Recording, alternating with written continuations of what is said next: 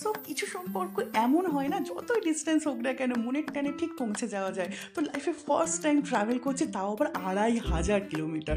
তো বাপি আমাকে শালিমার স্টেশনে সি অফ করতে এসছে, তো ট্রেনে তুলে দিয়ে বাপি চলে গেল। তারপর ট্রেনে উঠে আমি মার বানানো উপমা খেয়ে নিলাম ডিনারে। তো আমার সিটটা পড়েছিল আপারে, তো এত লম্বা শরীরটা নিয়ে একটু অ্যাডজাস্ট করতে তো প্রবলেম হয়। তো যাই হোক, তারপরে আমি শুয়ে বললাম, গান শুনছিলাম রাত্রেবেলা।